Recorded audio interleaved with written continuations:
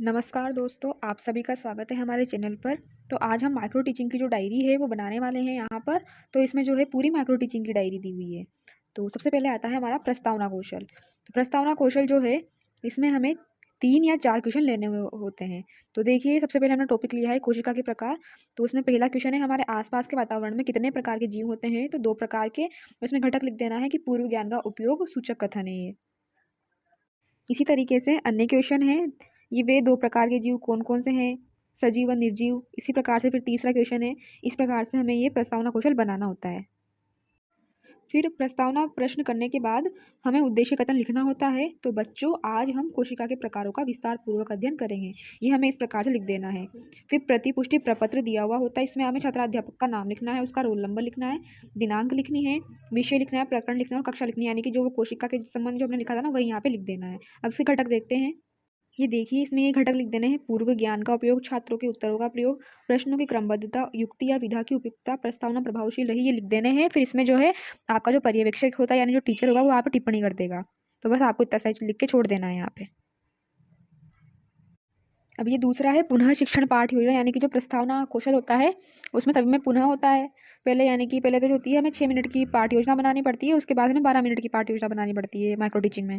तो दूसरा प्रस्तावना कौशल जो है रीटीचिंग के लिए हमने लिया है बैक्टीरिया के प्रकार, दूसरा टॉपिक है ये अपना। तो इसमें भी उसी प्रकार से लिख देना है, ऐसे सजीव जिन्हें हम नग्न आंखों से नहीं देख सकते हैं क्या कहलाते हैं, सूक्ष्म जीव कहलाते हैं। इसमें भी वही जैसा प्रस्तावना कौशल में बनाया था ना, सेम सेम वैसे ही इसमें बनाना है। ये अगले क्वेश्चन देख लीजिए आप। इसी तरीके से हमें दोनों प्रस्तावना कौशल बना लेने हैं। रीटीचिंग में भी वही उद्देश्य कथन लिख देना है, बच्चों आज हम बैक्टीरिया के प्रकारों का विस्तार पूर्वक अध्ययन करेंगे। और घटकों में जो हमने प्रस्तावना कौशल में लिखा था ना, वही वापस यहाँ लिख देंगे। ये देखिए, पूर्व ज्ञान का उपयोग, छात्रों के उत्तरों का प्रयोग, प्रश्नों की क्रमबद्धता, युक्ति या विधा की उपयुक्तता, प्रस्तावना प्रभावशाली रही, ये हमें उसी के जैसे ही लिख देने हैं। अगला कौशल आता है हमारा प्रश्न कौशल। तो प्रश्न कौशल में भी वही, मानव शरीर का सीपीयू किसे कहते हैं, मस्तिष्क को। हमने यहाँ पे मस्तिष्क का टॉपिक लिया है। तो अनुबोधन का प्रयोग करता है घटक, ये हो जाएगा मस्तिष्क का वजन कितना होता है, 1.5 किलोग्राम होता है। यानी कि जो है यहाँ पे प्रश्नों में तारतम्यता होनी चाहिए, जैसे कि हमें मानव शरीर का सीपीयू किसे कहते हैं, मस्तिष्क को छात्रों ने दे दिया। अब इस मस्तिष्क से ही हमें अगला क्वेश्चन बनाना है कि मस्तिष्क का वजन कितना होता है, 1.5 किलोग्राम होता है। फिर 1.5 किलोग्राम का यह मस्तिष्क मुख्यतः किसका बना हुआ होता है, तंत्रिकाओं को। इस तरीके से हमें क्रमबद्धता लिए हुए क्वेश्चन का निर्माण करना है। ये अगला क्वेश्चन इस प्रकार से है, तंत्रिकाओं का क्या कार्य है। फिर वापस जो है वापस तारतम्यता होने लग गया, यानी मस्तिष्क आ रहा है ना यहाँ पे, तो मस्तिष्क आ जाएगा। अब घटक देख लेते हैं, ये हो जाएंगे प्रश्न कौशल के घटक। अब है प्रश्न कौशल में वापस रीटीचिंग। तो उसमें टॉपिक लिया है हमने ऊष्मा के साधन।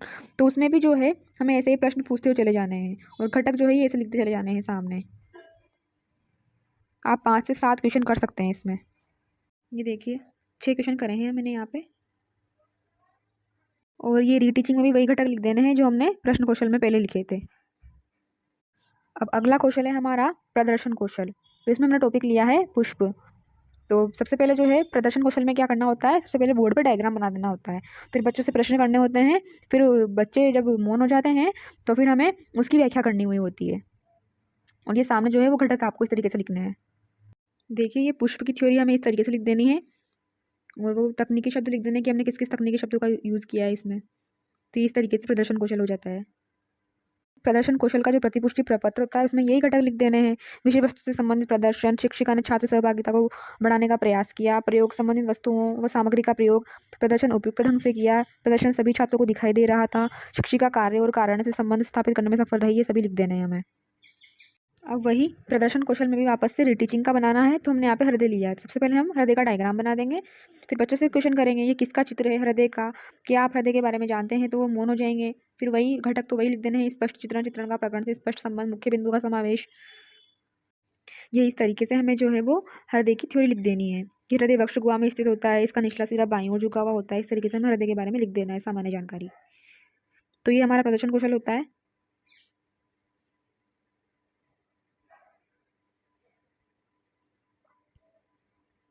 उसके बाद वही सेम घटक लिख देने हैं हमें जैसे आगे लिखे थे प्रदर्शन कौशल में।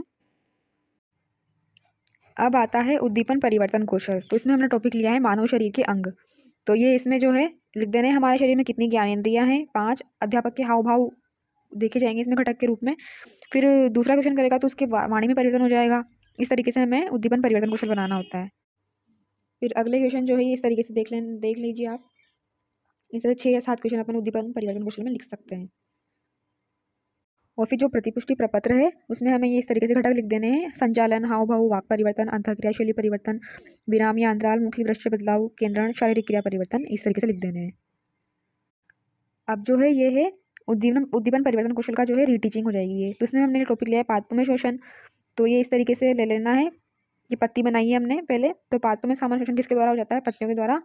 और जो है पत्ती बना दी, इसमें समझा दिया बच्चों को कि पत्तियों का रंग कैसा होता है? हरा होता है। पौधों में शोषण किस अंग के द्वारा हो जाता है? तो पत्तियों के द्वारा। इसमें इस तरीके से क्वेश्चन करने हैं। ये इस तरीके से हमें इसमें 5 या 6 क्वेश्चन करने होते हैं। और वही घटक जो आगे लिखे थे वही इसमें लिख देने प्रतिपुष्टि प्रपत्र में। अब हमारे पास आता है श्याम पट्ट कौशल। तो श्याम पट्ट कौशल में मैं फसल किसे कहते हैं तो ये लिख दिया, प्रकरण में फसल लिख देना है यहाँ पे। तो ये देखिए इस तरीके से श्याम पट्ट कौशल हो जाएगा। ये इस तरीके से हमें श्याम पट्ट कौशल में जो है ये ब्लैक पेपर में लिखना है। और ये क्वेश्चन कर लेने हैं हमें 3।